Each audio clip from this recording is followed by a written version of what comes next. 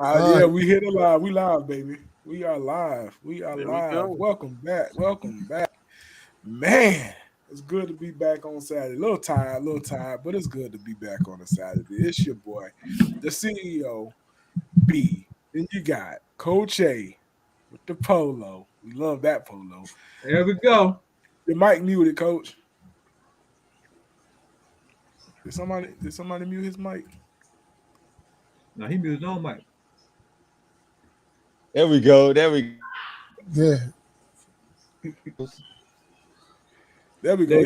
He good now. We good. Well, good morning, Coach. What's good? Mr. Good, Polo. man. I'm good.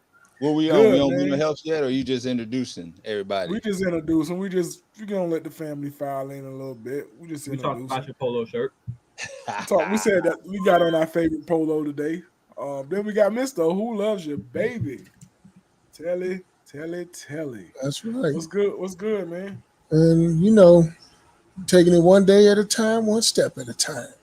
Amen. To Mr. Unhinged himself, his co-partner from Unhinged on Wednesdays, 8 o'clock Central Time, only on YouTube Live exclusively. What's good, Mike? 7 o'clock Central. Well, them damn. Oh yeah, my bad. It's 8 o'clock Eastern. I'm tripping. But them Louisville Cardinals pissed me off last night. Boy, I was hot. Well, they had FSU on the ropes and just let it go. Bruh. How that man said it. We had them hook and we let them go. Hey, they were who we thought they were. We let them go. We let them off the hook. Rest in peace, Let 'em Denny. up. Hey, and Nick the Legend, man, what's going on with you, brother? What's going on? Everything good. Everything is copacetic. Absolutely. Let's take a shout out to our co-hosts. You got Jimbo, Chef Jimbo. You got Jimbo. Creature the First Lady and Nate the Great. Shout out to those folks. They couldn't make it this morning. So Hey. we finna take the reign and get jumpy. What's up, Mike? I seen Jimmy yesterday at the barbershop. Me and my boy had a talk. I told him, I said, Jimmy, where you going? He said, I'm gonna tell you, but don't ask me that no more because I'm grown. I said, not every time you miss it, the first thing out of my mouth gonna be, Jimmy, where you going? So I don't care because you grown. Jimmy promised he was gonna call me yesterday. He ain't never called me. I hope he watching too. He ain't never called me, Mr. I'm grown. You were supposed to call me, but that's all good. We still love him. That's all right. Hey, we'll talk about it. We'll talk about it after the show. We'll talk about him later. But let's get into it. It's family talk. Let's discuss it. Let the family file in, and we'll be right back with that mental health check, y'all.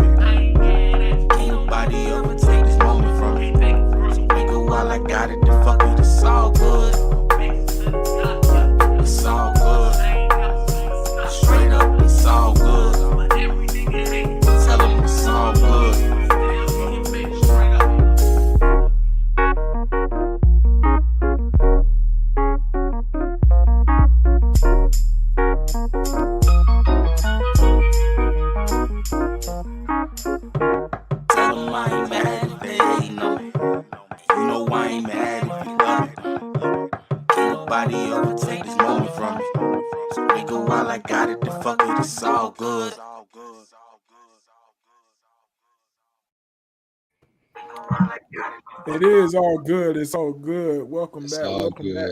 Letting it all file in today. And since it's all good, we're gonna make sure it's all good. What's up, Nick? If y'all haven't heard that full song, go check out Tony Ultra. All good. That's on all major platforms: Spotify, Google Play, that joint, Apple Music. It is a very, very dope song. It's a chill vibe. To the song. It's all good, man. No matter what's going on, it's all good. It's all good. Shout out to Tony Ultra, man. But we finna get into it.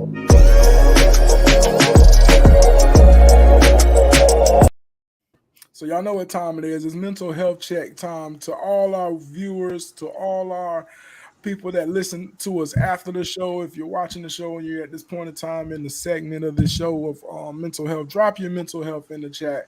We want to make sure the family is just as good as we can be all good, said by Tony Ultra. So I'm going to start with Nick the Legend, man. What's that mental health chat today?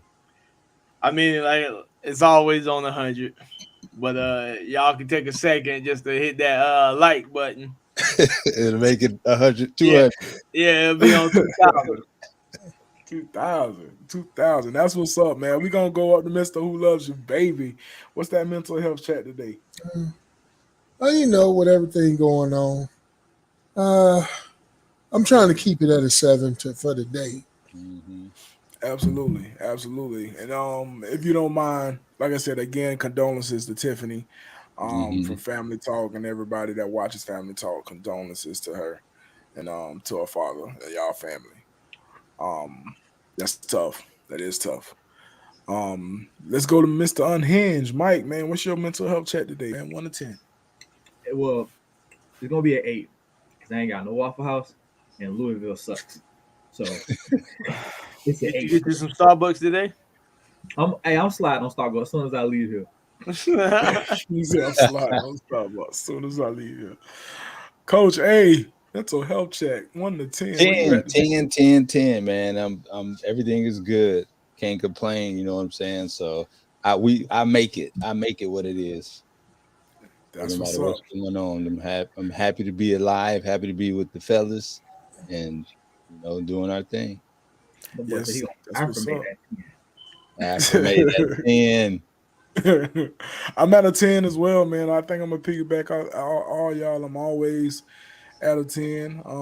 Woke up a little bit tired this morning, but it's always good to jump on with my brothers and get on here and talk whatever we're gonna talk about. It's always good to see the comments. So if Jimmy was here, we love to see you guys interact with us. So drop y'all's mental health into the chat. If y'all need to talk, you got Coach A, he a life coach. You got Mr. Unhinged. He has wisdom. He has Jody's Words of Wisdoms on Wednesdays. You got Nick the Legend. He gonna tell you how it is. You got Mr. Who Loves Your Baby, who's like a piece of all of what I just said. And you got me. I got a story for you now. I don't mind listening, man. So that's that mental health check today. Like I said, y'all drop it in the chat. Hit that like button, like Nick said. Make a comment. Share the statuses. We love and appreciate everybody that's supporting the Family Talk brand. So let's move on to it, man. We're gonna toss it over to Coach A a little bit early today. So y'all know what time it is.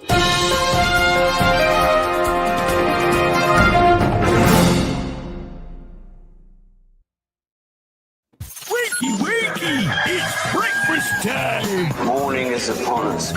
Yeah, y'all know what time it is. If you standing up, sit your butt down because I got some strange news for you today. Listen, Heinz Ketchup is forced to change the label following the death of the Queen. Man, how about that? Heinz is being forced to change the design of its iconic ketchup bottle after the death of Queen Elizabeth II. The ketchup manufacturer is among 800 food and drink brands that must now remove their royal warrants from products. A royal warrant is a document that lets the company use of the royal coat of arms of the product and its marketing in exchange for supply goods, services to the royal. Wow, I ain't never realized that the Queen had that much. I didn't know she had anything to do with Heinz.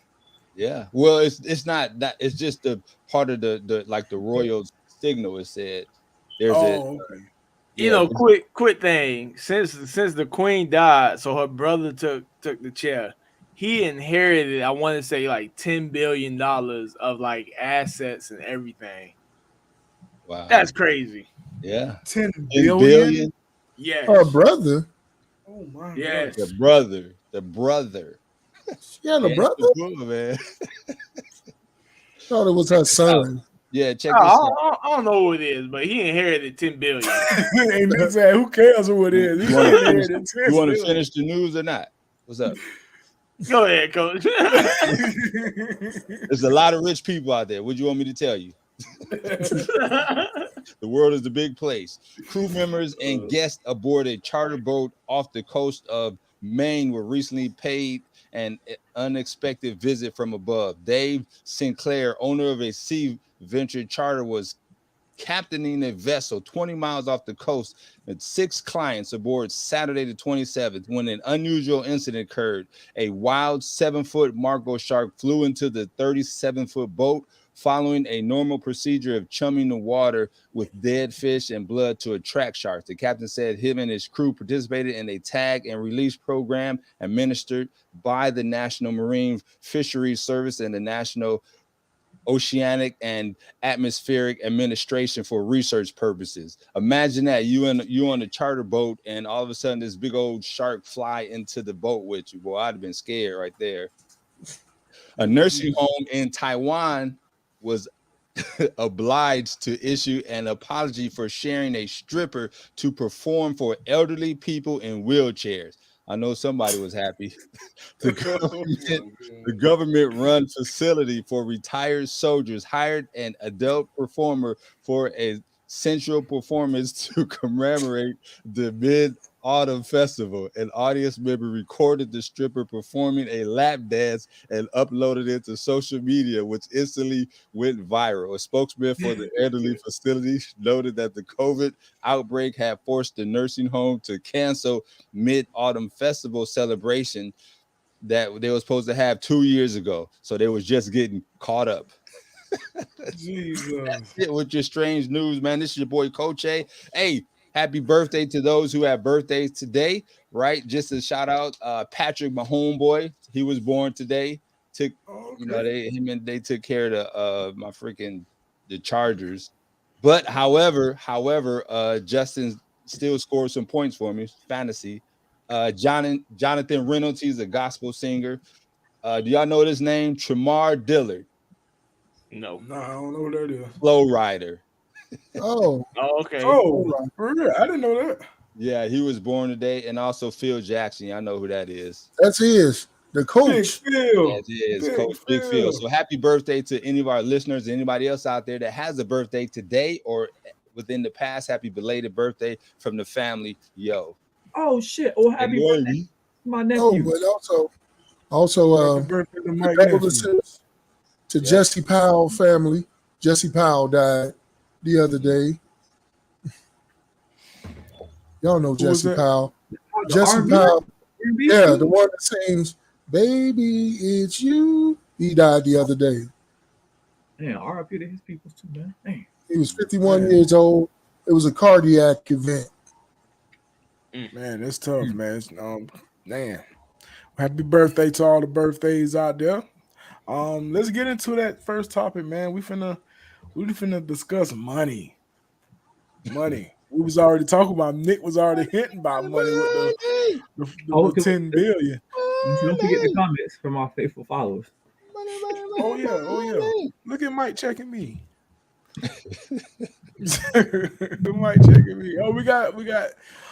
Sam say she had an 8 because these dang kids woke me up too early. Hey, I want to know one thing. Why do people hate getting woken up too early? Because not everybody like you, Nick. Yeah, Nick. Who loves actually getting up? I like getting up, but I also like to getting sleep. up on my turn. Oh, I like to sleep too, but I'm just saying, like, you woke up today. We can't tell, Nick. Nick, you the only person out here was 7 o'clock and sleeping in, so we can't tell. Yeah, man. Yeah. The kids did wake us up a little bit. Do the right thing, Sam. Do the right thing, Sam. The right thing. Oh, Nick said at least they woke you up. Right. 0.9. Oh, now I'm 7.5 because we don't have Waffle House. That was at you, Jody. Oh no, she had a 7.5 because we don't have no Waffle Houses here. That's rough. We got other breakfast. I know places. the struggle is real. We don't have none here either. So yeah, man, that's I love it. Down south type of deal. Chris was like she was worth 400 million.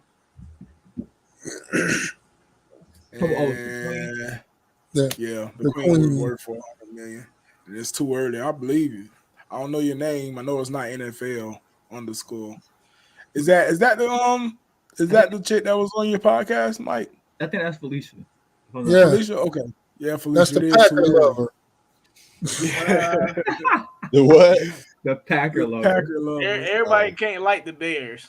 Hey, everybody don't have to. You ain't gotta like the Packers either. Who wanna like the Bears? We appreciate you pulling up on us, Felicia. We'll appreciate that bit time. Appreciate that. But let's get into this money thing, man. Let's money. Get into this money thing. Money. We were just talking about Money Talks this morning. Anybody that ain't never seen Money Talks, go see it. It's a classic. You ain't never seen Money Talks. Something wrong with you. It's a classic. Go test it out. I'm pretty sure Stacey Dash ain't seen it yet. Oh well, probably not. Leave Stacey that lady alone. So, where did the value of money come from, fellas? Where does the value of money come from? Is it something that we've created in our heads and we've put out here in the atmosphere? I know for me, I know what money is for. I know the value for as far as my concern. But what's the value of money to you, fellas? So Jimmy ain't here right now, but I talked to him a little bit yesterday. So he was saying, at first it was backed by gold, then it went down to being backed by silver. Now, there's nothing that money is being backed by. So it's kind of just like a piece of paper. But with that standpoint, money, I know money is everything that we need money to survive. But to me, money ain't everything. Absolutely true. Money ain't everything. Social media, our government, our leaders, quote unquote, our leaders of the world, make it seem like money is a straight up epiphany. Yeah, but it's not. Money is not everything. The value, I know what I need it for. I know I need it to operate and live throughout this life. But the value for me is strictly at the bottom of the barrel for me. You know what I mean? Because I need it. I know I need monetary value for the things I like, the things I got to take care of, my household. You know what I mean? So, Unhinged, man, Mr. Unhinged, what's the value of money to you? Well, when you ask the value of money, right? For me, I think it's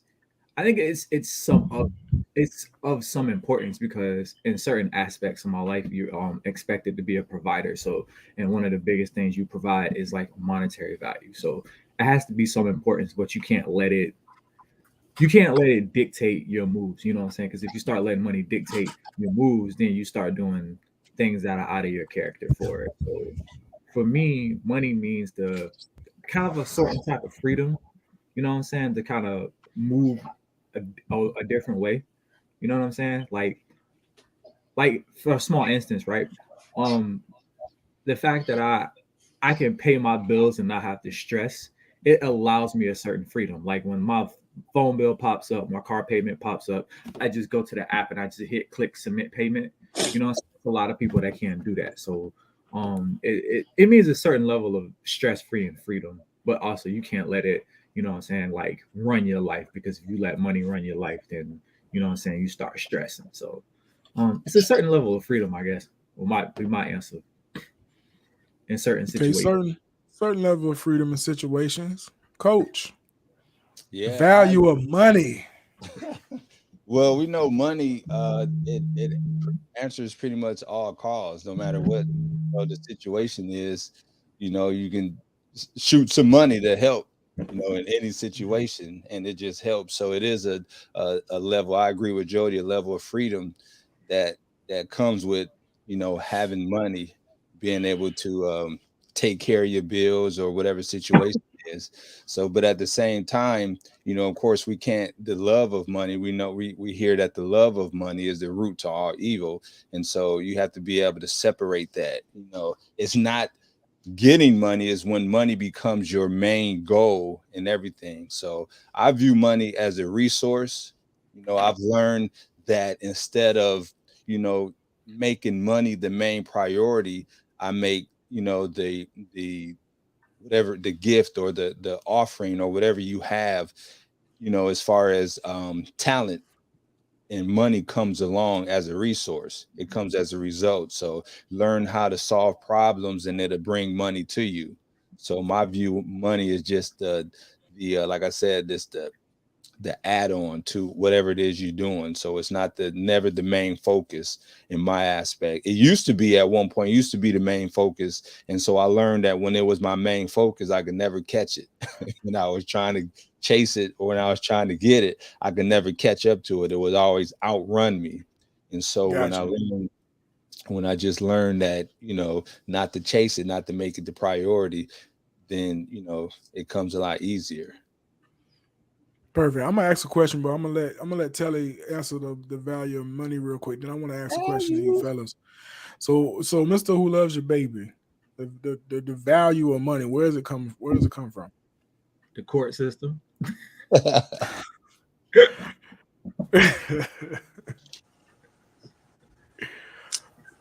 Yeah. Let me tell you something about money. Hey, you ever seen them toys where you gotta crank it up? He was cranking it up. Hey, tell him money. That. Yeah, money is an illusion, actually. I've always said that. You think you have it, but you really don't. For example, you go to work, you get your paycheck, right? Say you bring home $800. You're like, I got $800. No, you don't. Because when you get home, you got to pay your light bill, gas bill, phone bill, rent. How much do you really have now? You got -$5. Because you get paid all that with $800. We need to move where you at. Hey man, this $800. Hold up. Tell me, what's a gas bill for us Floridians? What's a gas bill? The gas bill here is $43. Is that from one of those furnaces things? So you talking about the power bill? We see. I don't know what y'all see. I know certain places have the electric and the gas together. Ours are separate here, so our gas is separate from our electric. Now the electric is $200, gas is $43. $200. So that's just you down to $600 already. Well, that depends. You gotta learn how to massage the money. You know, gotta learn how to massage the money. So it may say $200, but they accept $60. So you gotta massage the money. But yeah, seriously, man, money is a big old illusion. Unless you like Jeff Bezos, who was at the game Thursday with Roger Goodell, or somebody of that type of stature, you're gonna always worry about money. It's always gonna be, oh, I gotta get money, and then you get the money, then the money go out. So, like I said, you really don't have $800 when you bring it home on your paycheck, because that stuff got. And then if you got kids, you might as well cancel Christmas, you know, because you ain't got no money. Then it's really you ain't got no money. But what it means to me, though, it helps me, you know, provide the things that I want to for the people around me. See, when I get money, all my money go to them. I don't have nothing. Hey, and that's right. All of a sudden it became a sad show, man. Like you really ain't got nothing. You got hey, coach, our mental health's dropping drastically right now. Yeah, I'm sorry I have to bring bad news to you. Hey, tell got people on their Wells Fargo app right now, bro. Sad as I'm sorry I had to bring the news to you, man, but you really ain't got 1,000 in the bank, man. It just you just holding on to it, man. Just till that next big thing come up and then it's gone. You know, so let me ask this question, because Coach mentioned, the love of money. Do you think it's so hard for people to embrace money like that, to hold it to such a high standard when we know what it's used for? We know we have to use it for resources. Why do you think it's hard for some people to avoid the love of money? Because they ain't never had it. They grew up poor. That's a good one. You grew up watching your parents struggle for it. You grew up watching everybody else around you grasp at the straws of money. So when you finally get of age, it's hard not to be in a mindset of chasing money. You know what I'm saying? Because it's like it's something you've never had, and it's like the natural human reaction. It's like when you lack something when you're a child, that seems to be the first thing you run after as an adult. So it's just like it's the lack of, you know. And I seen a lot of comments where, you know, Miss Char Lovely said money can't buy happiness. Money only buys temporary happiness. You know what I'm saying? And you know, to a certain point, she has a point. But you know, me personally, I ain't never seen nobody sad on a jet ski. You know, you ever seen? I ain't never seen nobody frown on a yacht. No, I mean they ain't sad. That don't mean they ain't sad. People put on faces now. Hey, I'd rather be that type of sad then. Hey, I'd rather be. I be listening. Yeah, but why though? Like, That's my real question. Because y'all say y'all rather be that type of sad because of money. Why would you want to go through that type of emotion? You know what, Brandon? It's not that we don't want to go through that emotional mind state. I want to be the person sitting on, you know, $400 million depressed. I want to see where you got to the fact that you got $400 million and you depressed. I want to see if I can get there to you. You rather lose your sanity and be rich. That's what you're saying? I'm not saying I'd rather lose my sanity. I'm just trying to figure out how you lost your sanity with that money. And for me, people who are depressed and rich, that's because you grew up rich. You know what I'm saying? You grew up rich. You ain't never been poor, or you ain't never had to work every day. Right. You ain't never woke up in the morning and be like, man, F this job and F these people, right? No, you grew up rich. So that's only one way you knew. I got a saying. I'd rather be broke and get rich. So that way, if you ever got broke again, you know what it's like to be those people that grew up rich, stayed rich, and all of a sudden went broke. Because that's how you get these people that, you know what I'm saying? Like the dude that on Bed Bath & Beyond. You know what I'm saying? How he committed suicide. Obviously, boy, you ain't never been broke. You know what I'm saying? No, he ain't never been in no cage. Boy, you a millionaire. You going to club fed. All right. He's still in the cage. He can't do what he want to do. Listen, again, I'd spend 3-4 years in a federal club, you know, country club prison, and still. That's because you ain't never been financially set like that, man. That man could go as he please. He could come as he please. He could do whatever he want to do. But when you tell him to get in that box and sit there until it's time to go outside and play, no, he ain't never had that type of consequence. They can't handle it. Well, no, they can't. Me and Telly trying to figure out how you get millions of dollars and be depressed. I'm trying to see how you got there. Well, it's mental. Well, I mean, to be honest, it's mental. You know, it comes with your perspective. Different people, you can't let money be your main focus. Freedom is not wrapped up in material things and resources. It's just your mind.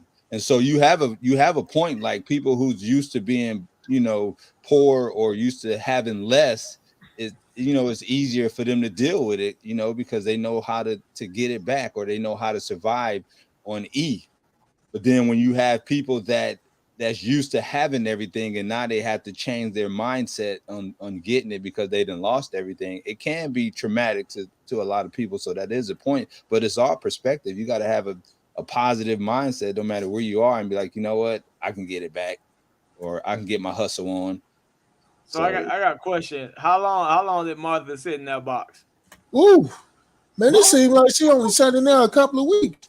But it's right. It seemed like she sat a couple of weeks. You know what I'm saying? Martha sat in there for like a year and a half. This dude wasn't getting no year and a half. Yeah, bro was getting like 6 or 7 years. No cap. Okay, now as a millionaire, what would you rather do? I'd rather sit 6 or 7 years and then take the rest of my little money and then over a year and a half, bruh. I don't know. I like my life. Martha assets didn't stop when she went to jail. Martha went and played in jail and got out. This dude was she played in jail. Martha got richer. Martha got richer. That's what I'm saying.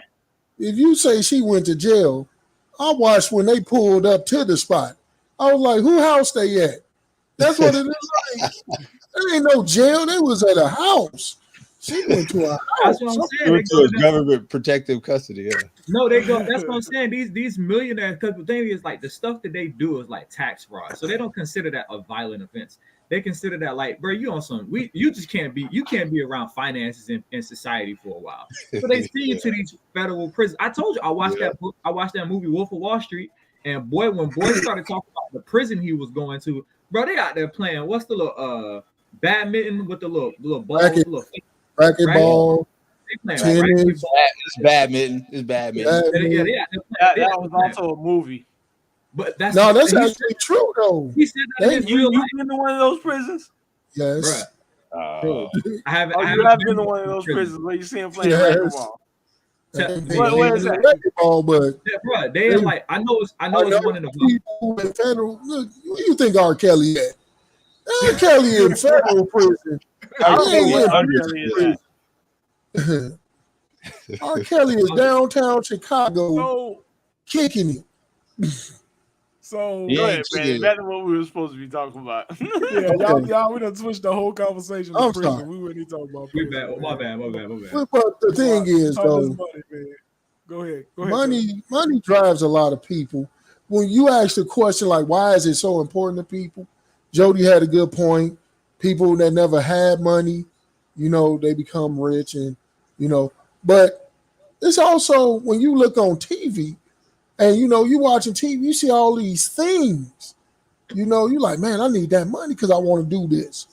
If you got a traveler spirit, I need money because I want to go travel. I want to see Europe. I want to go, or I might want to go to Florida. I want to go to Disney World, Disneyland. People just want money to do these things, that they see. And money makes it easier. Now, is money everything? I don't know. In this capitalistic society, they make you believe money is the only thing. Because that's what I was saying earlier. I'm like, you can't do anything without money in this society. In America, they tell you need X amount of dollars to live a certain way. That's why we got a poverty line. If you below poverty, can't do nothing. All you gonna go to the stove, make some cheese sandwiches, drink some milk. That's it. You're broke. You can't vacation. Well, you can, but it's gonna take you like 4 years to save up for vacations and stuff. Yes, Nick. but I mean, like you said, I think that's the world putting a label on people. Like you can probably go to some child that's and you're at that situation, and they probably loving life because they don't know anything else. You know what I mean? True. You just said grilled cheese and milk. I eat that all day right now. Yeah. I'm just saying. Look, man, when I was coming up, we didn't know we was poor. I swear, we didn't know we was poor. Hey, I was thinking about a grilled cheese sandwich after you said that, boy. Right. I mean, yeah, that's what I'm saying. We look at the world's view on things. Yeah. And like Coach said, if you mentally adapt to it, that's what it's gonna be. But you got some people who actually live like that and don't see a problem with anything. Mental health be on 10 on it. They be straight. Right. They got a strong family unit. As I was saying, we didn't know we was poor because we had each other and we was, kicking it, doing things. We loved each other. We did stuff. Like I was just talking to my brother, like, remember when we used to see those commercials on TV for Disney World, and we always like, oh, I want to go there. I want to do that. Man, when I got grown, I was able to take my kids there to Disney. And that was like, man, that was pretty cool because coming up, I was like, man, I always wanted to do that. Damn that ET ride. They need to update that shit, though. Because that shit old, man. That 1983 ass ride. I was excited because when I was a kid, I wanted to do the ET ride. I got to do it. And I'm pedaling on a damn stationary bike, flying over models. I was like, what type of bullshit is this? I was like, man, this was hot in the 80s. This is 2020, man. Get this shit right, man. Like, when I was young, I didn't want to go to no Disney. I wanted to get outside and play some football. No, I'm just talking about the ET, but the other things was cool. I'm just saying, man, money, like I said, society will make you believe money is the end all be all. But like Nick said, a lot of people are living within their confines, and they really don't have money like that on their mind because they getting to do the things that's comfortable to them. You know, like they loving life, enjoying each other, and that's all really, the thing for me is I got through being, I guess you say, in poverty, but it didn't seem like it because I had my family. We had each other, man. We did all sorts of things together. Money didn't rule us, So when we were able to do something, that was pretty cool. It's like, yeah, but the most part, we had each other. So with that being said, and we still on the topic of money, but I'm finna shift it a little bit because you gotta hustle. You gotta damn hustle, and however your hustle is how you get money. Is how you get money. But I got a question for y'all fellas. Is it better to invest money or to save money? Because we all want to keep it. So how do you keep it? I'm gonna start with the legend down there. Is it better to invest it or to save it? Me personally, I'm gonna save it. One, I don't know anything about investing money, and that's probably one of the main reasons I'm saying save it. Because if I had any idea on investing, I might dibble and dabble in it. But my thing, like I save money just in case anything around the house break. There it is. I can fall back on that. And I do know in the investment, scene or whatever, you got your ups and downs. So I ain't in the business of trying to lose no money. So I'd rather sit here and save it before I lose it. That makes sense. Mike, Mr. Unhinged. You investing or you saving? Well, because I don't know, same thing with Nick. I don't really know much about investing. You know what I'm saying? But I'm gonna save it. That's one thing about me. I'm gonna save some money. I got this thing where I try to live off of 80% of my paycheck and save the other 20%. But because I don't know much, and like Nick said, it's a gamble because you can invest something and it'll be up one day, and then all that money that you invested be gone. So it's kind of risky, and I don't like playing with my money. I picked the saving over investing, but I would, wouldn't definitely mind getting into a place where I can invest into something that would make money, even if it was like slow money.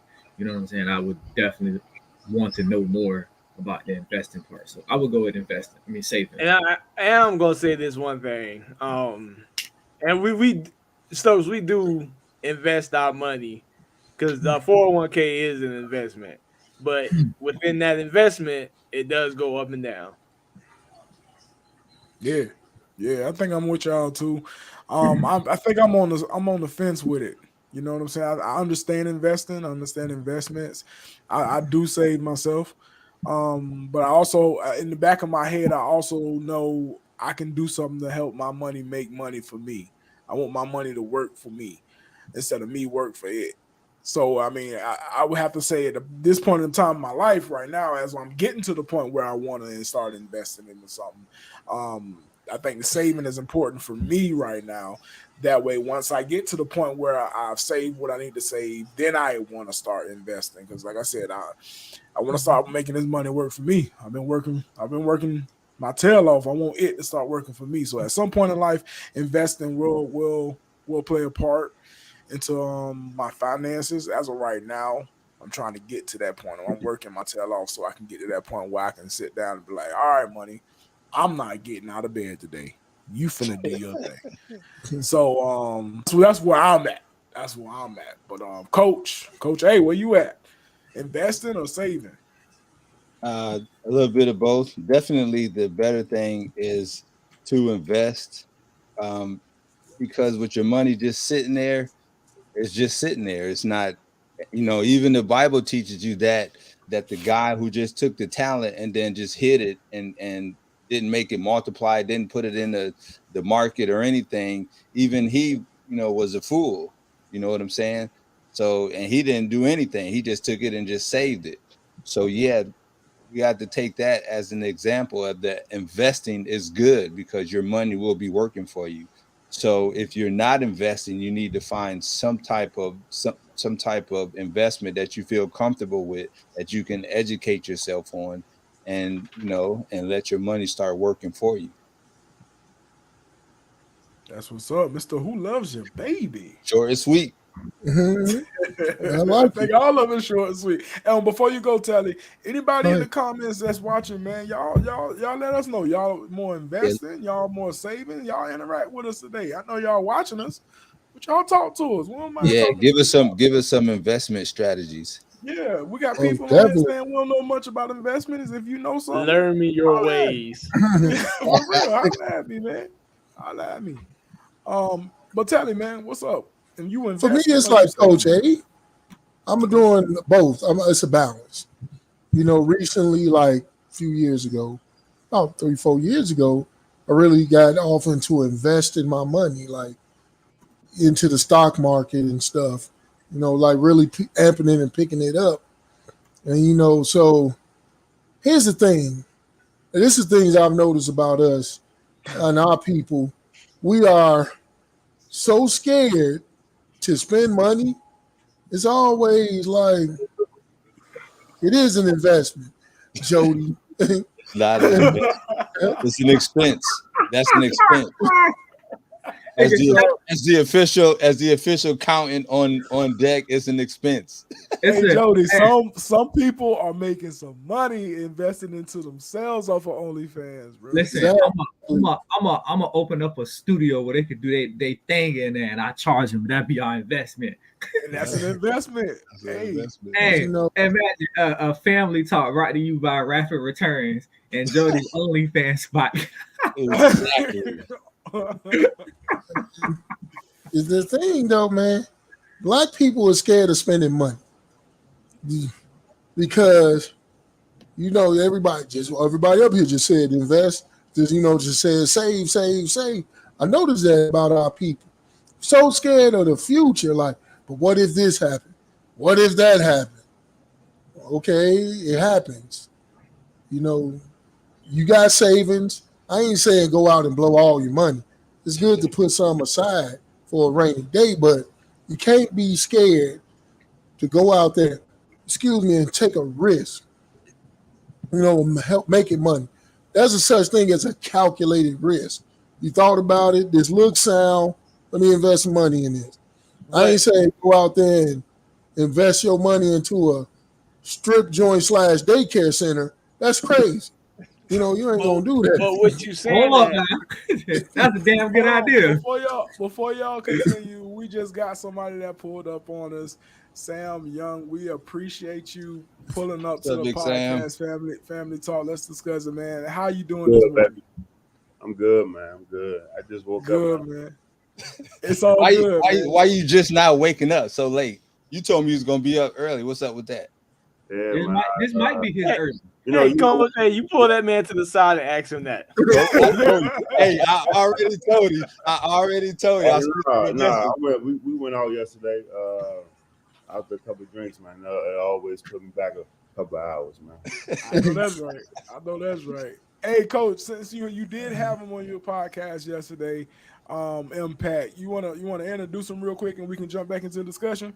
Yeah, for sure. For those of you who don't know, this is the Sam Young. He is a NBA veteran. He also played overseas. He's also an investor as well in real estate. So he can give us some insight on that. He played about 4 years in the NBA. He played for 3 different teams. LeBron gave him that business, but he's still my dude anyways. Kobe gave him the business. Melo, everybody you can mention gave him that business. But he was a good defender, though. Oh, yeah. I mean, they had to put me on. They had to put me on. I was the dog on the team. Yeah. That's what's up. Hey, but we appreciate you being here today with us, Sam. Right now we talking about investing and saving. And all I heard was OnlyFans.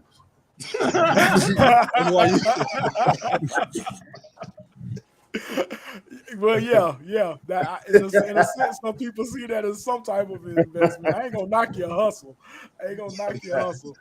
But speak on that a little bit, Sam. You personally, is it better for you to invest or is it better to you save? I know he said you do a little bit of real estate. So if you can speak on that a little bit, how you prefer that? I wouldn't recommend nobody to save. To save is to lose. Okay. You're gonna be going up against inflation So I'm always looking. Monopoly is my favorite game. I'm always looking to invest. If you keep going around that board, I mean, you gotta live. Living is expensive. You keep playing the game of life and you ain't making no investments. If you're going around that board, you're gonna eventually run out of money, or you're gonna be a slave to the system. Hey, that's what's up. So, all right, Mr. Young, I got a question, right? Real question. What would you say to people who don't know nothing about investment? Like, if you had to invest in something, right? What would be a good, safe investment for people who are just starting out investing? I think at some point, all of us is rookies or don't have any knowledge on investments. You just got to educate yourself. That's the most important thing. Like, just because you don't know nothing, everything in this world at one point you ain't know nothing about. You know what I mean? And over time, you just had to educate yourself or jump in the game, and then and learn as you go. You know what I mean?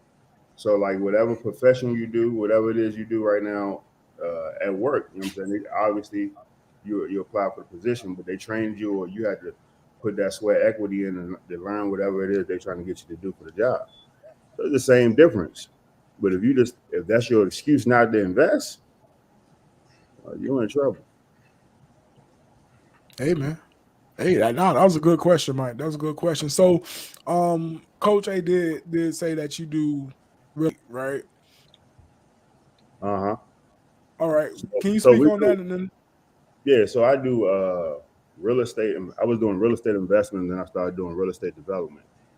Okay. So I ended up partnering with a developer, and we was kind of got close over the last, I'm gonna say 6-7 years. And I started, like when I was early in my career, I started investing in real estate in Atlanta.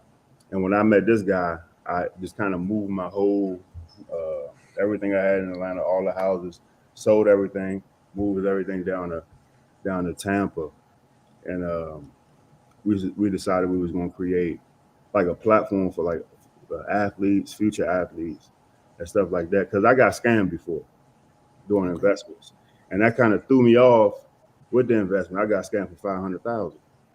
Oh. It was the same. It was the same person that scammed me. He scammed Clinton Portis. He got like a lot of people, a lot of NFL players, a lot of NBA players. And after that, I was like, man, if I'm going to lose my money, I'm going to lose it trying to figure that shit out myself. Right. Man, because it was a financial advisor that scammed us. So after that situation, I was overseas. I started educating myself, learning about real estate, I already bought houses, but I really didn't know the game. I really didn't understand the game. I just had some properties, you know what I mean? Mm-hmm. So once I started educating myself, I started learning that real estate is one of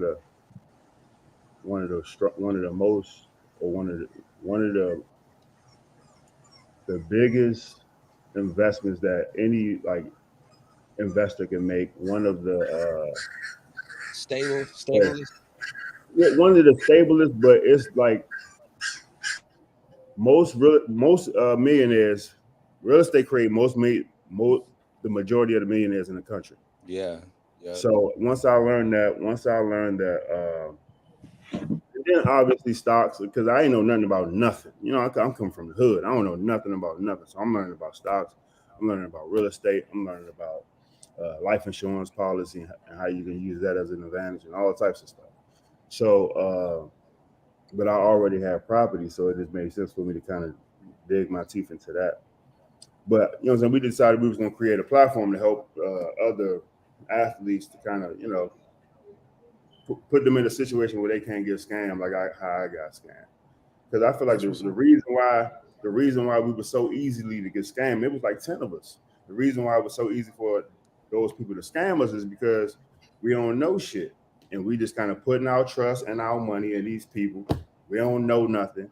And then they kind of hit us with the okie doke. You know what I mean? Versus if you had a platform that you understood and it made sense, 1 + 1 = 2, it would be easy. Like if you got these properties, this property going to bring you this amount of money, this how much you're going to invest in, and this is going to be your return on your investment. Did you ask for your money back? What? Absolutely. I mean, I could have sworn I heard the word scam. It wasn't that easy.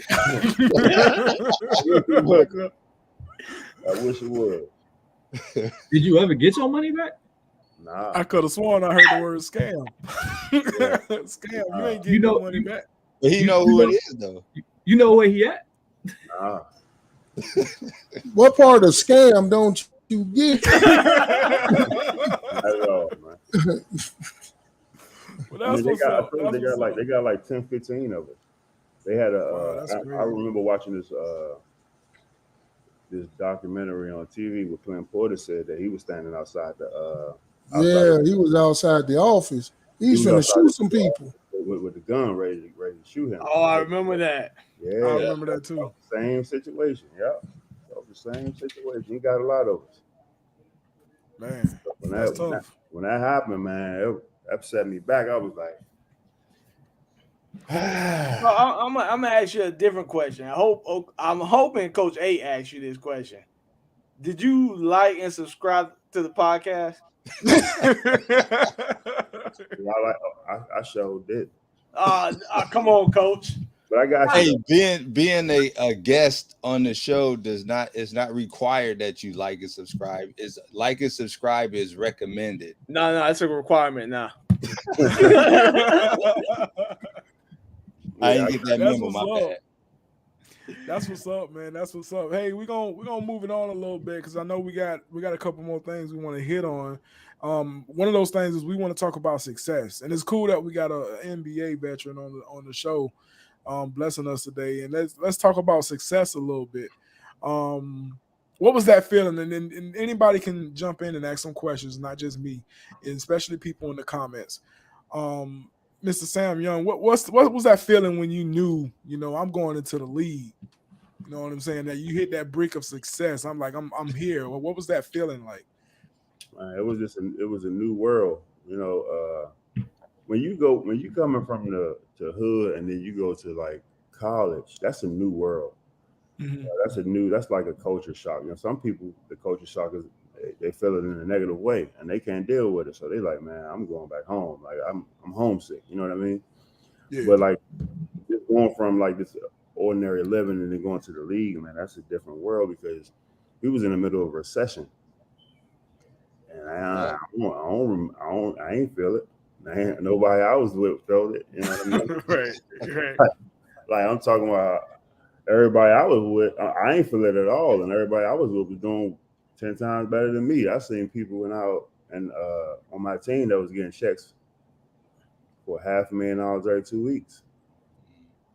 And they was getting that for the last like 6, 7, 8 years, something like that. You know what I mean? So like they just used to having a certain amount of money and used to living a certain type of lifestyle that when I first got into the league, and obviously this basketball in general was just like, oh, this, you know what I'm saying? First time going up against Kobe, first time going up against Bron. And you just like, man, this is crazy. But then like the lifestyle outside of basketball is crazy as well. I got a question. Sam, where you from? DC. Oh, okay. Sound like some of our people from Virginia. Yep, DC. But this is for everybody on the podcast. What do y'all see success as? And versus what the world put out there? Morning, T. I think to answer your question, success is when you feel like you've at a spot that you've reached where you're happy. You know what I'm saying?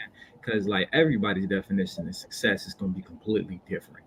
You know what I'm saying? Like me personally, I don't have to have $1 million to feel like I'm successful. But if I have enough money and the things that I want, and I'm in a place in my life where I'm like extremely happy because I've worked for it and I got there, that can be your place of success. Versus society thinks you got to be rich to be successful. You know what I'm saying? And it's like, you don't have to be rich to be successful. I think successfulness for me is a place of peace and happiness with everything I have in front of me. And if you have that in front of you, then you're successful. You know what I'm saying? Some people's success might be the NBA. Some people's success might be opening up, 10 tax offices. Some people's success might be owning. Getting up at 7 in. Yes. Some people's success might be owning an RV with a helicopter thing on top of it. You know what I'm saying? Telly's success might be getting press box tickets at the Bears at the Super Bowl. Like, everybody's success could be somewhat totally. That's a dream. That's a dream. I think Mike. You know what the Mike difference hit on is? it. The difference. I think Mike hit on it. Go ahead, Coach. Yeah, no, I was gonna say the difference between that dream and becoming success is planning. The problem with when it comes to success is people don't have a goal. Success has to be measured by a specific goal. If you don't have a goal, then you just rating your success on how you feel, and you can be happy one day and you can be unhappy the next day. So do that mean you're unsuccessful? No, you have to have a specific goal that you're working towards, and each step that you get towards your goal means you're successful. And then just think about this, that the only time you're not successful or the only time you're defeated is when you accept it. Like in Sam's case, his goal became ultimately to make it to the league. So every time he went to the gym and worked out, he was successful. He was a step towards his goal.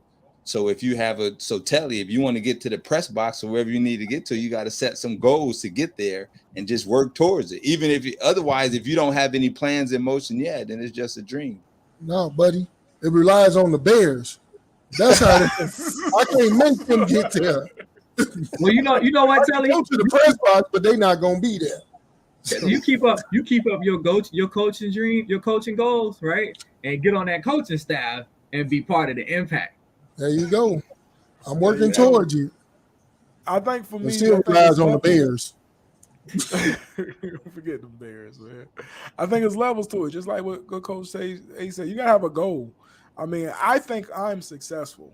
And to piggyback on what Mike said, I don't have to have certain things that other people may think is successful. For me, I think I'm successful. I'm happy.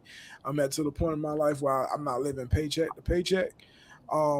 Do I want to make that better? Yes, and that's a goal. Like Coach A said, that's a goal. That's something that I want to achieve and get to.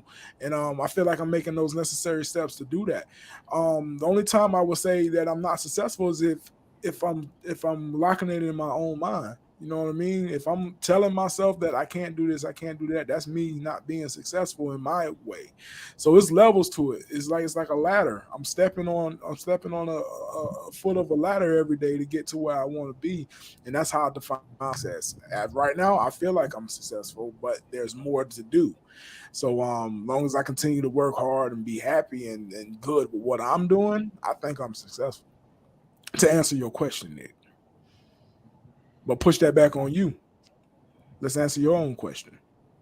I think I am successful. I think my whole goal, and Ma taught us this growing up. All she wanted us to do is be better than her. And not putting anything on her, but I feel like we've passed that. You know what I'm saying? Coming from where we come from. Me and T owning our own house. All our cars, we just paid off all our cars. We just bought land to the next of us. And so all we really paying for is this house that we living in. So wait a minute. You did all that and you complain about $20? You cheapskate. That's how I keep my money. Hey, I tell people all the time I'm broke. But, I do the same thing. Yeah. But so yeah, I think me and T right now, I think we sitting in a perfect situation where we're in our 30s, and all we doing is just trying to pay this house off, and after that, you just talking about taxes. So, we wake up, we still got goals to travel and stuff like that, but other than that, I'm loving where we sitting at right now. That's what's up. Hey Sam, what's success to you, man? Man, I think success is relative. Oh. I feel like over the course of if I'm speaking on myself, I feel like over the course of my life, I've done a lot of stuff, but I also feel like there was a lot of opportunity that I didn't take advantage of. And until I feel like I take full advantage of those opportunities, I don't think I will feel successful. I feel like I live a better life than most people, but I don't like to compare myself to most people. So I feel like I still got work to do for me to feel like I'm successful, if that makes sense. No. So I got another question for you, Sam. Playing in the NBA, making it to that status, did you ever feel like the social pressures of being successful, or you just had your own goals of success? That's a good question. Did I ever feel the social pressures? In what way? Just like, you know, you had to make $1 million. You had to have these certain statuses of, you know, owning big mansions, certain cars, traveling everywhere around the world. Got to dress a certain way. Yeah, they exist for sure. Like, you know, obviously, you know what I'm saying, when you make it to the league, the family come out the woodwork, you know, and then you like they're like, oh, my light's about to get cut off, or I'm about to lose my house, and you like, man, you kind of want to say, man, I ain't got it. You got hit with that. Well, damn, what would you do if I didn't pick up the phone? Nah, they hit you. They ask you how your day was, and you know, and they kind of, you know, butter you up. They disguise the conversation a little bit. You know what I mean? Yeah. So and then you get deep into the conversation or whatever. Then you start talking about stuff you're excited about, you know, and then they say, oh, you know, they can't. Then they start asking you what they really call for, you know. So you start once you start, you can't, like, it's like you and all your relationships become kind of tricky in the sense that, like, you know, obviously when you got something going on and you're doing well for yourself, you want to be able to, you know, express that to the people that's close to you. But at the same time, you don't want, because you've been able to express what you was able to accomplish, to be like a burden, because now they feel like, okay, he got this much, or he got this, so I know if I ask him for this, it ain't gonna really affect him. But you gotta think, it's like 20 different people asking for the same thing. You know what I'm saying? So that can be frustrating. So, and then it's like you don't want to be an asshole. These people you grew up with your whole life. But you know what I'm saying? Sometimes that can be a pressure. But you say 20 different people asking you for the same thing. I'd be like, damn, that's crazy, because I ran out after the 7th person asked me for that. Boy, that's wild. Well, I ain't never, hey Jody, I ain't never run out because I ain't got it. Right. Hey, that's how I got him on the podcast. Talk to him, let him talk about what he like about a little bit, butter him up. Hey, but you know what though? This free though. Exactly. Time, no, it ain't. This is time, man. Time is money. I got a question from Sam. Wait, obviously he was asleep before he got here. Yeah, we gonna get it. We gonna get into that. We gonna get into that. Hey, Telly, what's up, man? Yeah, Sam, I got this question for you, man. Since you've been in the league, MJ or LeBron? We're not gonna do that to this. Yeah, we're gonna do that. Yeah, we is. We talked about that yesterday, but yeah, 100%. I'm going with Jordan. I'm going with MJ. There you go. I was just going to hear that. He's a hater. He's a hater. Why would you say Jordan? Obviously, he got up too early. He delusional. Look, man, y'all people that's talking about LeBron, man, y'all prisoners of the moment, man. Thank you. Y'all prisoners of the moment. LeBron just shined that little shiny ring in y'all face, and now y'all just come on, man. LeBron, I don't feel like all LeBron's rings was honorable. Like how he ran down to Miami. Where the mute button at? Thank you. Yeah. He ran down to Miami. Then he noticed Lee Wade was, you know what I'm saying, starting to fall off a little bit. D Wade getting too old, and he ran back up there with Kyrie and bring the whole hood with him too. He ain't just go by himself. Everybody like, yeah, he won one in Cleveland. He brought J.R. Smith, Kevin Love. He brought And then he had Kyrie already on the team. He put a lot of people on that team with him. He ain't just go by himself. Okay, and that's the only ring these people got. The only ring these people got. And then Jordan, on the flip side, Jordan is Jordan ain't had no slouches. I told him, I said this yesterday, dude. Jordan, he went through the fire to get his rings, and then on top of that, what dude you know was the leading scorer of the league and the defensive player of the league in the same season. Thank you.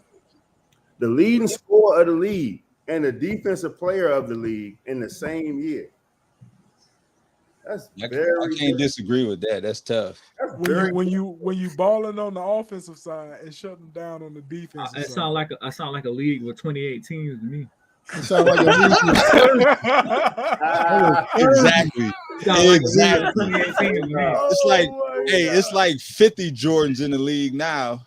No, it's not. Oh my god! Yeah. Oh my god! Well, Mike, you sound like a hater. Range. You got range. People say you sound like a hater.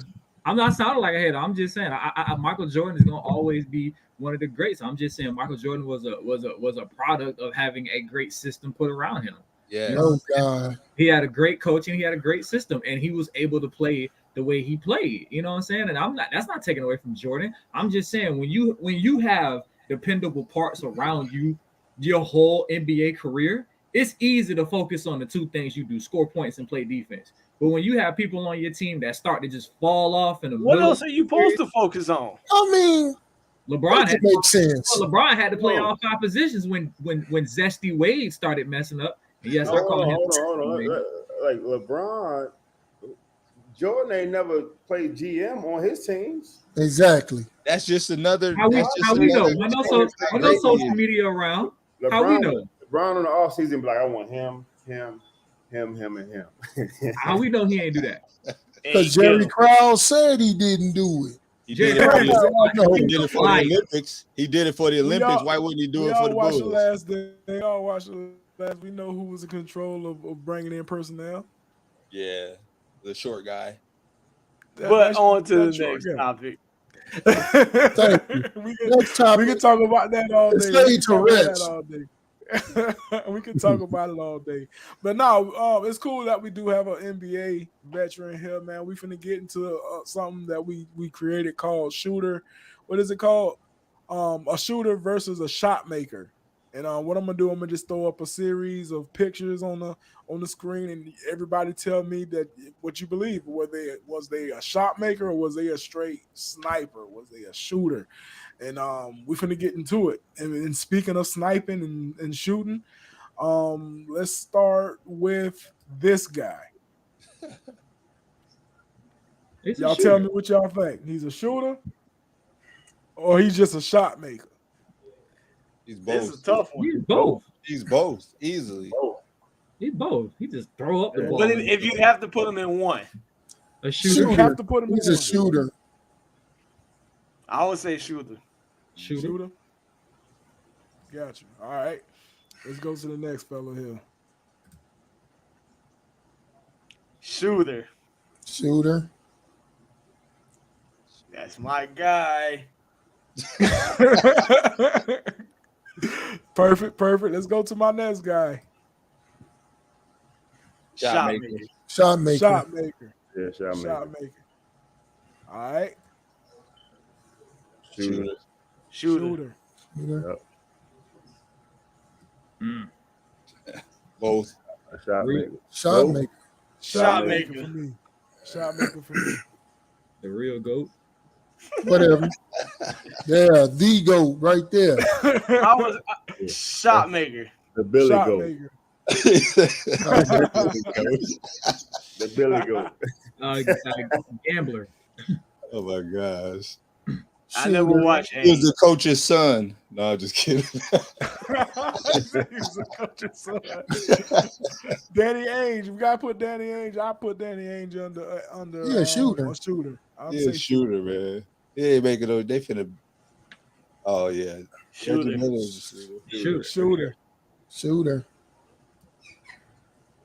John Paxson. Shooter. Some of these people shouldn't even made the list. I think Healy was a shot maker. I think he was a shot maker too. I wouldn't give him shooter status.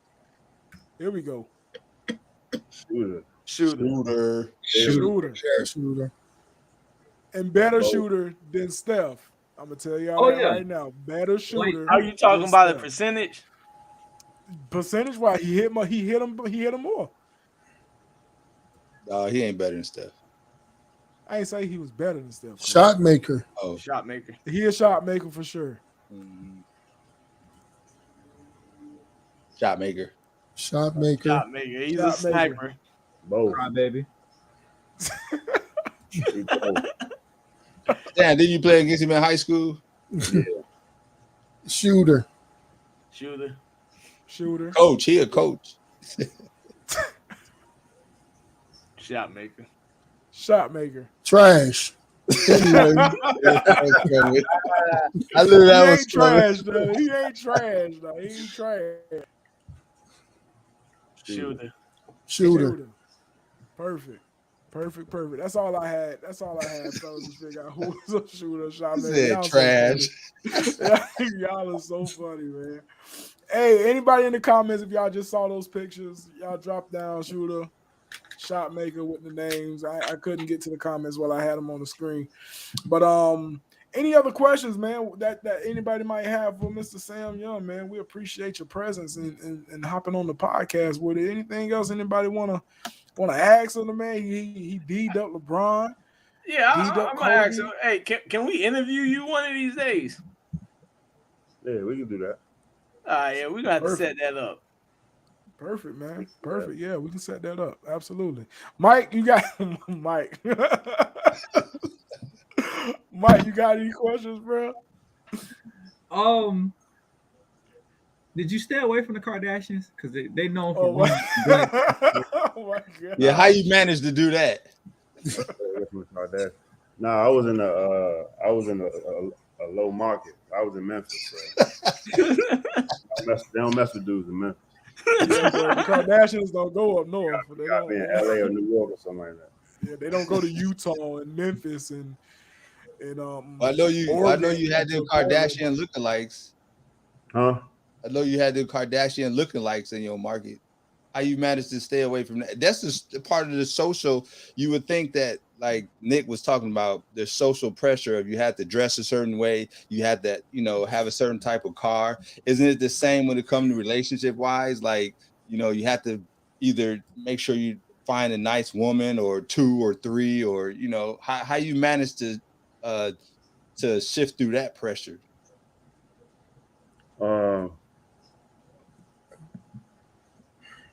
He didn't. That's why he's like,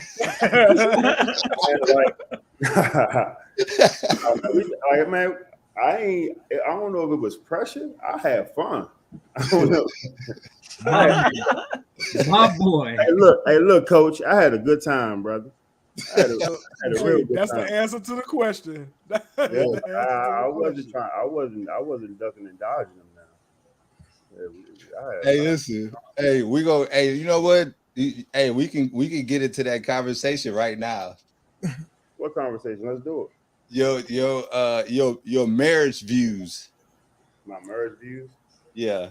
I don't know if I'm getting married. Look, no. I don't know. I'm talking about your views. You remember that conversation we had?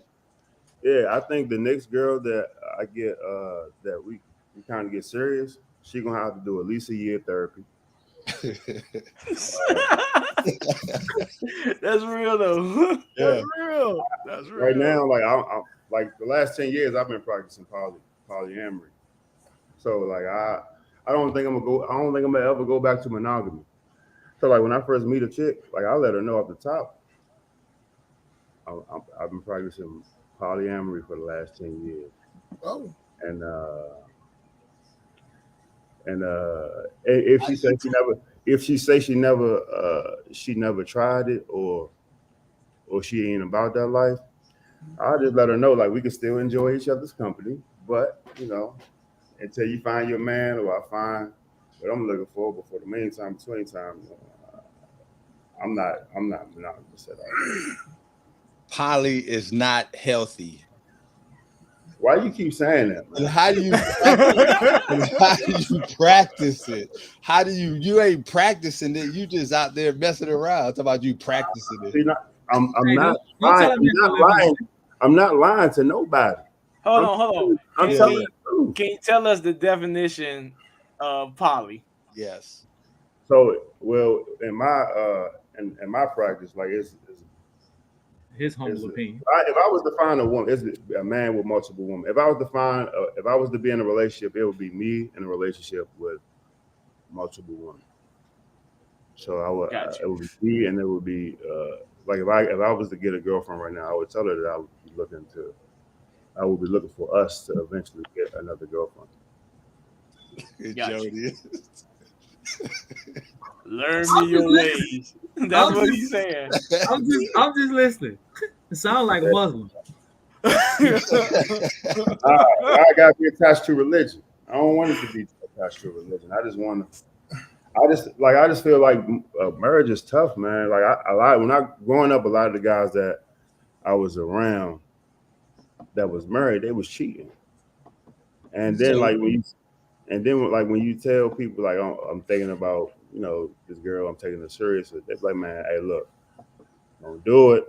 Especially the Murray dude, like a lot of the Murray dudes that I knew, that I grew up around, they were like, man, live your life, have fun, enjoy it.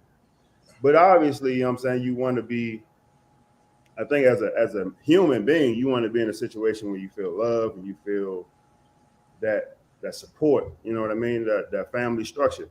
But then you also, monogamy is very difficult out here in these streets. Like and I see a lot of people that fall victim, even though they good guys though. It's good guys out here, but because they can't be monogamous or can't be put in this box, they can't live up to those standards.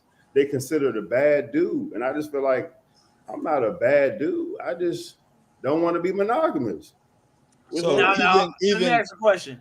Now, in your situation, I don't think you're a bad dude because you're telling people off top. These people that's in monogamous situations, if they're not telling their girl that they want to have other girls in the situation, I think that's when they become the bad guy. Absolutely correct. I agree, but the thing is that society programs us so much, and there is so much pressure to fit into that box. That's what makes you a good man. You know what I mean? So because there's so much pressure on society for you to be monogamous, a lot of dudes will try to go with the flow to get women to, believe that they're a good guy. Mm-hmm. What makes you a good guy is keeping your word. That's what makes you a good guy, being a man of your word and being a man of integrity. So if you are in a monogamous relationship, then being honest, all that is part of being a good guy. Honesty. You can be honest with two girlfriends. Yeah, that's what I'm telling you. Hey, look, I told you, Mike, you feel me? But that's no, hold on. Before you go, let me tell you. That's what I'm trying to tell you is that when you saying a good guy is because as far as monogamy wise, the reason that there was a problem because the guy went back on either his word or he didn't have integrity. It ain't got nothing to do with the monogamous relationship that caused that. It's the individual who didn't keep his word or the individual who didn't have good character. So you can have bad character in a poly. You can say, okay, I'm only going to be with the two of you, and then now you got another one. Or you say, I'm only going to be with the three of you, and then you got another one. So there's bad guys in every situation. Listen. I agree. But the two biggest reasons for marriages the two biggest reasons for divorce is financial issues, right? And infidelity. So I feel like in a poly, you can help combat those two issues. But hear me out, right? Hear me out. Sam, I'm on your side. You get two black women, right? They got a bunch of hairstyles, and it's an investment. Because what's better than one income? Two. What's better than two income? Three. Right there. So now you got it. And imagine one being a realtor and one being a lender, right? And Sam being a home developer. You got an empire right there all up under one house. And if you get two black women, they always switching their hair. So now you got like 18 chicks right in the house. So in all honesty, man, Mr. You winning. That's all I'm saying. That's all I'm saying. Man, visionary. And I love this show. If you go to a restaurant, they better not ever get his order wrong, because now he got two women up there about to cuss somebody out.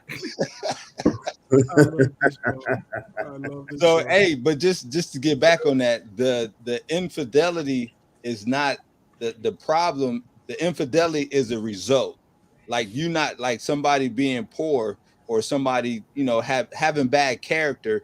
The result of that is infidelity. That's the problem. The problem, the reason. See, you're looking at the actual problem as if that.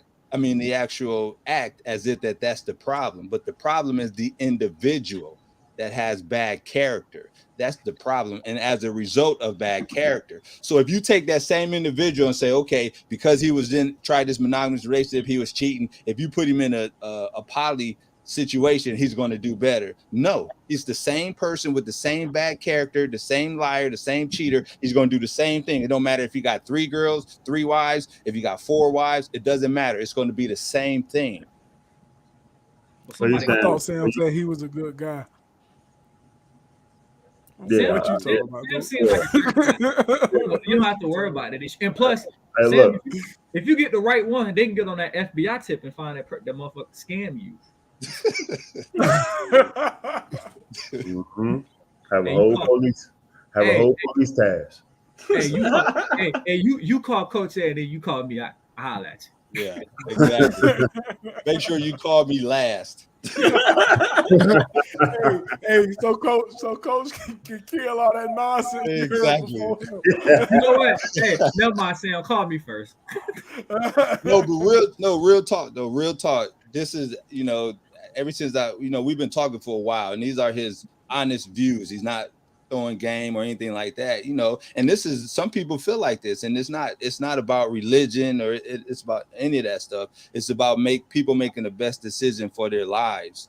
And so, you know, I've learned that in those situations, that being a person of not a poly situation, but period in life, that being a person of integrity, a person of an honest person, it doesn't matter what situation you in, you're gonna flourish in that situation. If you the opposite person, then you're gonna tear up any situation. So it depends on that individual. I don't agree with it because it creates a lot more problems in society. Mind, mental, we just can't handle it. You get greedier and greedier, and it just continues. Man, that's just your opinion. That's my opinion. He is happy with his life. So ain't nobody. You keep saying you're gonna get greedier and greedier because you get more. You know, if you want to, just like you want one, right? You want one woman, you got one woman. Why do you think because I want 2, I'm eventually want 3, or I'm eventually want 4? That don't make this because that's how the mind works. No, it don't. No, it doesn't. No, it don't, Coach. No, it don't. Do you see how much stress one woman causes us? What the hell I'm gonna do with 3, 4? Listen, I'm good with one because I get enough cussed out with just one. Ain't no way hell I'm gonna do. And that's Mike's preference. What Sam's saying is, with what you just said, just like he just said, just because he want 2 women, that don't mean he want 3. Maybe he just want 2. I ain't gonna argue with y'all about it. Y'all just wait 10, 15 years. That's the same thing happened with Brother Polite. Same thing happened with Brother Polite. He introduced his 2 wives, and he was, this is the situation here. And here he is, like 8, 9 wives later. So he ain't Sam Young, though. Yeah, his situation got to do with my situation. And then on top of that, like I lived in Dubai for 3.5 years. I seen it done over there on a high level, and I lived in Lebanon. I lived in like a lot of different places outside of the U.S. playing basketball. So I seen how that dynamic looked. It's not a bad setup. You just so stuck in your ways. You know what I'm saying? Yeah, you just stuck in your ways. It's cool though. It's cool. It's cool. Hey, look. Hey, look. You don't know what you don't know. Exactly. That's true. So have you tried a monogamous marriage? Nah, I never tried the monogamy. Okay, so you don't know what you don't know. I never tried any of it. I haven't tried any of it. I mean, but it's okay for him not to try that if that's something that he don't want to do. Yeah, no. I'm not here to. Have you tried men? You know what I'm saying? I'm not here to tell you what to try. I'm just giving you my opinion. You take whatever facts or whatever opinion I have. Same thing with Jody's. Same thing with everybody else's, and you make your own decision. That's what it's about. It's not, it ain't about me really telling you what you should or shouldn't or can or can't do. It's just giving you my educated perspective on it. That's all. AKA I'm telling you what you need to do. Agent, stay telling people what they need to do. I'm gonna give you my opinion like 18 times. That's what you need to do. I'm in agreement. I say, you know what, you don't know what you don't know, and money make that poly stuff a lot easier. See, the problem is broke niggas be out here trying to do poly relationships. Now you got three people in a twin size bed struggling. That's not how this works. Oh, okay? Man, that might be the solution. That might be that's real. That's what I'm saying. That's real. People be trying to do poly relationships. Like how y'all all compete? If you got three all y'all work at Walmart, y'all making $25,000 a year. Now the household making $75,000 a year. You know what I'm saying? That's a solution. But see, let's say you gotta have a better mindset, because if y'all making $75,000 a year with three people and all y'all spending $40,000 on weed because y'all stupid, you know what I'm saying? You're not right mindset. You know what I'm saying? You got to do better. So all I'm saying is, Sam trying to build an empire. He giving me Nick Cannon vibes. We're gonna have listen, in a few years, we're gonna see Sam on some reality show, some real estate show. Oh my God. Nick Cannon is a smart man. I ain't mad at him. He finally had his first black baby. Look at him. Look at Lord. Here you go, going to the race. I'm going to the race, Mike. I'm not going to the race. All I'm saying is Nick Cannon was like, I'm a man for the culture. But I'm like, bro, you got 10 kids that are all light, bright skin as hell. It don't matter, Mike. Aren't you black? Ain't you black? Hey, depending on what day it is. Oh, you might be white one day or something. Man, anyways, we get off the thing here. Coach, I understand that you finna sub in for our girl Cree today. Oh yeah, that's right. You sure you want to sub in for Cree today? Yeah, let's go. No, you know what? No, I don't have anything, so we can all do it. Let's all do something positive. Let's all say something. Messed him up with the poly talk. I was going to start talking about that. You're a little disturbed. Don't do it. Don't do it, Gertrude. Yeah. Don't do it. He disturbed. Hey, but we all can lead off with something positive. I'm gonna let you lead, Coach. So anyhow, perspective, and mentality wise. So if the key to life, to being successful or to being happy, is making sure you control your perspective, you control your emotions. Whatever you focus on is what is going to get inside your emotions. So just because, bad things might be happening around you, you have the ability to focus on positive things, which will change your attitude, and it can also change your emotions as well. Why is that good? Because a lot of stress comes out of negative emotions. It comes out of frustration and anger and sadness and stuff like that.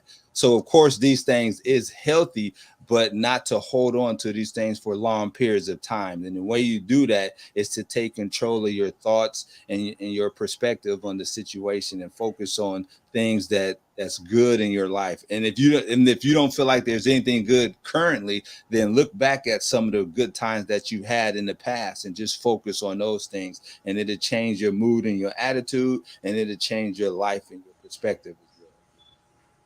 I think that was Creed's Corner. Right, that was a Creed's Corner right there. Creed's Corner, you didn't have that was off the dome. That was off the dome because it's right here in the heart already. Well, I thought it was all going around in a circle and doing no. With that being said, Stokes, get the outro ready just in case Sam ain't got nothing to say. Sam, you got anything positive to say? Hey, if you start talking about Polly, hit the button. I ain't. Do I got anything positive to say? Yeah, I mean we can end the show right now.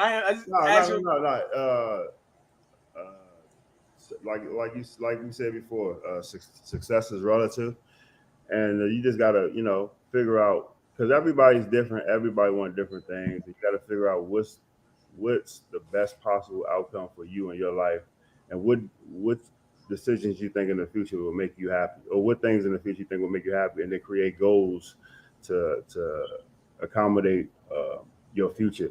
So I mean, that's it, man. Just and grind it out.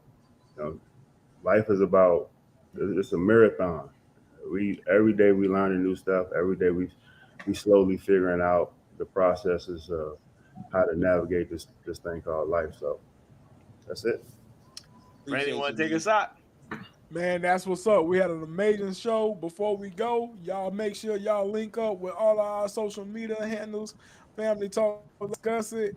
We appreciate all the love. We appreciate Mr. Sam Young coming through here with us and kicking it with us this morning. He freshly out of bed and jumped on the podcast with us, man. We appreciate that.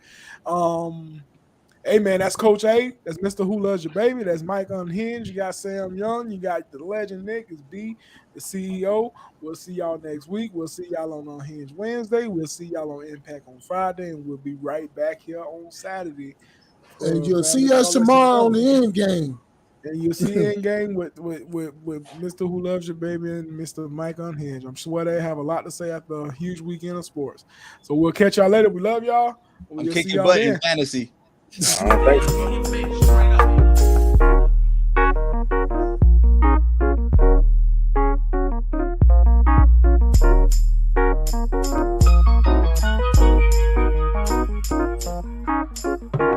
Tell them I ain't mad if they ain't know. You know I ain't mad if you love it. Can't nobody overtake this moment from me. So we go while I got it, the fuck it, it's all good.